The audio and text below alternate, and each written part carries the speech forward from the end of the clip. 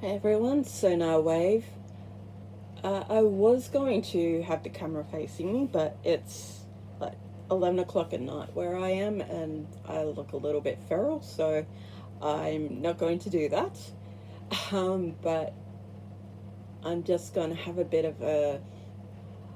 I don't know if I should call it talk or rant about how it's okay to stop liking something or being unable to continue with something.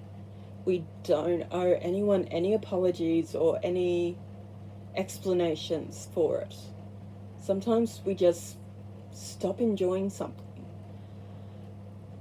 And there's nothing wrong with that. I'm a child of the 90s. I was born at the end of the 80s, grew up in the 90s.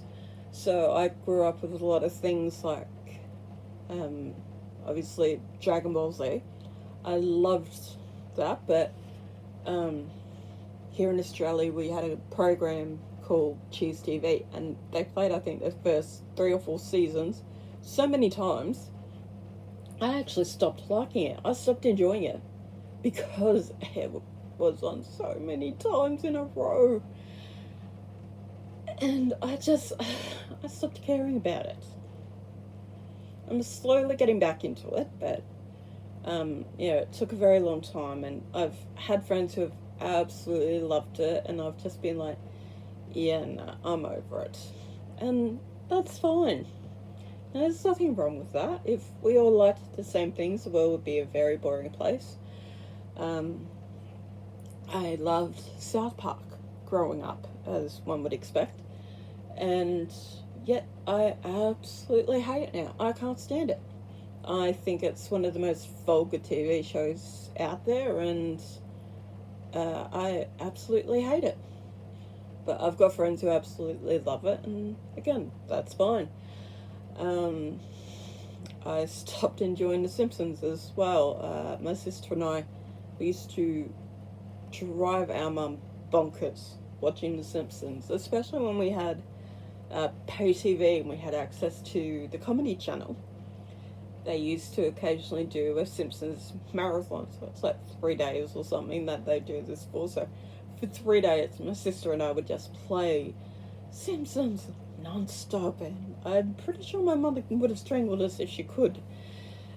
But it's, an example of how our tastes grow and change, and oftentimes our collections reflect that change. Um, I and sometimes it's just because of the times. I had a massive video cassette collection as a kid, because again I was a 90s child, um, and then that progressed to DVDs, which is now, everything's pretty much on hard drives or on streaming services. So my DVD collection went bye bye about 10, 12 years ago. I got rid of it. And that's more a reflection of the times rather than the a change in my tastes, and my taste for different genres of TV and that often change. But I've also always liked a lot of variety. I hate romance. You couldn't pay me to watch something like P.S. I Love You. I'd rather stick pins in my eyes. But you couldn't stop me from sitting and watching horror movies. I love them. Most of my friends hate them, but that's just because they're wussies. And I loved anime. I, as I said, I grew up with Dragon Ball Z. I grew up with Pokemon. I grew up with Sailor Moon. Um, I've got a very large Yu-Gi-Oh card collection. I had several Beyblades. I've got, um, I did have a few others, but unfortunately they got thrown out. Thank you, my darling sister. And I've still got some of those Beyblades tucked away somewhere under my bed. Um, I used to have a giant Rainbow Bright doll. Unfortunately, I don't remember what became of her. I had the entire My Little Ponies, the original 80s ones. Um, Unfortunately, they went up in flames. Not my fault, um, but they did go up in flames, unfortunately. So I no longer have them. But I used to also collect. When I was young, I had a very large book collection, and I collected porcelain dolls. I had about 30, 35 porcelain dolls when I finally stopped collecting, and I think I was just into my mid-teens. Excuse me. And that was because I just wasn't finding enjoyment from collecting them anymore. It was just to me. So, when we were planning to move, I actually took the chance to get rid of them, but I kept a couple. One was because it was the very first one I ever bought, and the other one was a gift to me from my great grandmother, who unfortunately passed away when I was about 16. And so, for sentimental reasons, I kept both of them. My books were another story. I had about 5 boxes worth of books when we moved. So, yeah. Unfortunately, I did end up scaling them down as time went on.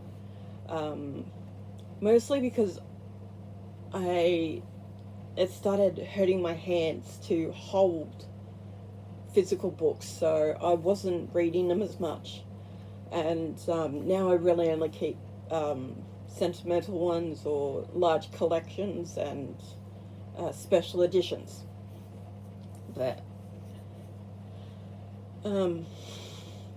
yeah, when I was a teenager, you couldn't find me without at least 1 or 2 books in my bag or in my locker. I think for a week I was running around with the entire Lord of the Rings series in my bag. And one of my friends one day went to pick it up and almost fell over because apparently the bag was quite heavy. And then her jaw dropped when I just swung it up onto my shoulders without, even being fazed by it. And they were wondering, how had I not fallen over? How had I not broken my shoulders? I'm like, I grew up on a farm. From the time I was a kid, I was pushing around hay bales and that. And anyone who lives on a farm knows hay bales are not light. They are very heavy. And it helped to build a lot of upper body strength. So, lifting that book was nothing. It was very easy for me. And yeah, that was, again, a reflection of my taste. I loved reading. I also loved writing, so I had a lot of notebooks, I had a lot of pens. You could usually find at least 2 notebooks with me and several pens. So that was the majority of the stuff in my bag. Usually at least a couple of books for reading and a couple of notebooks as well. And then again, my taste changed.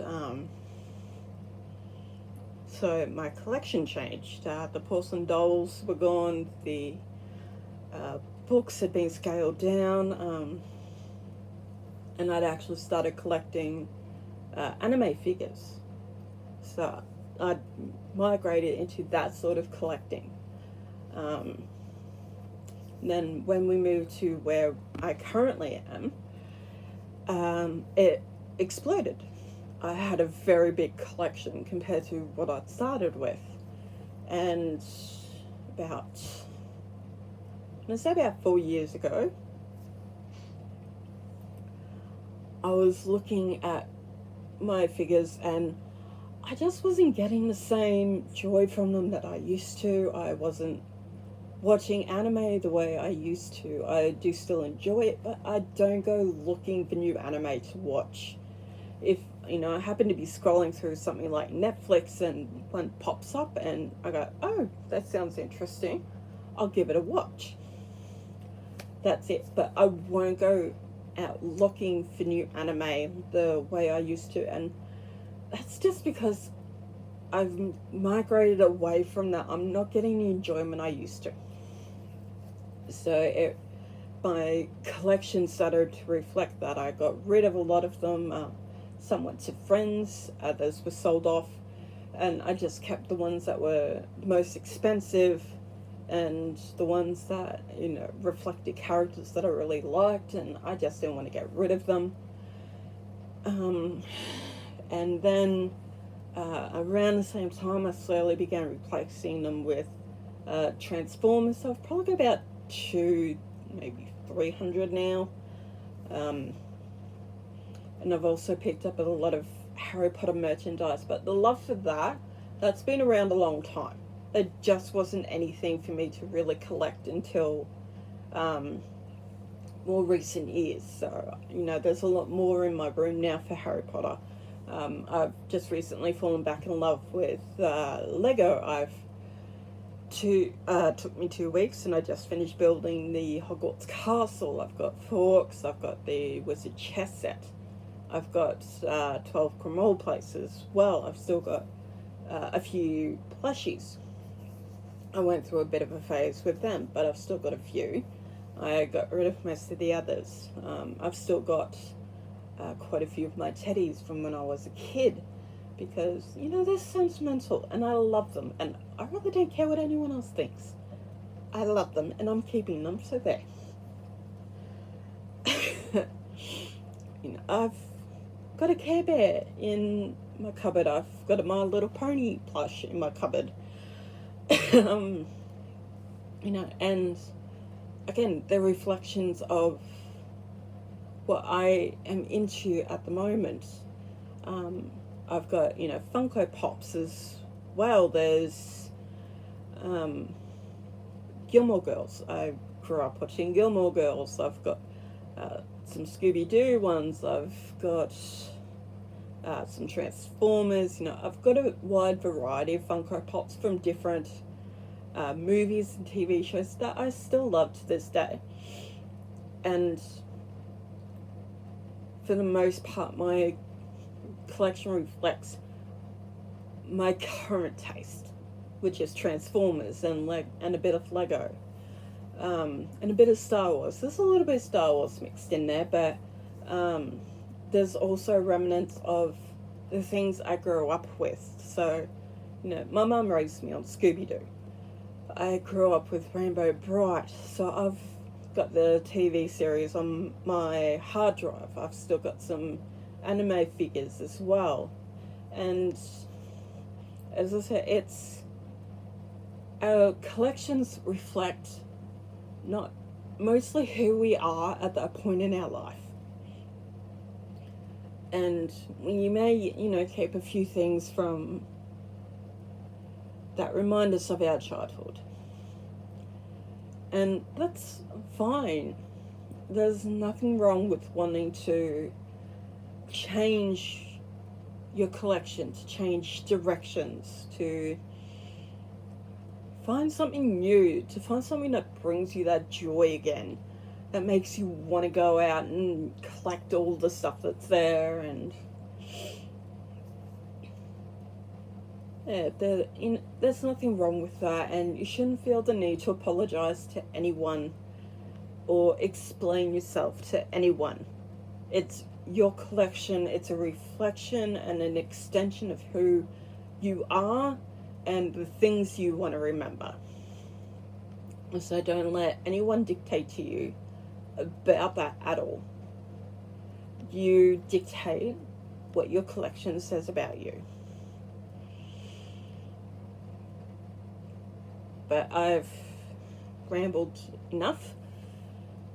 That's it from me. So, as I said, don't feel the need to apologize or explain.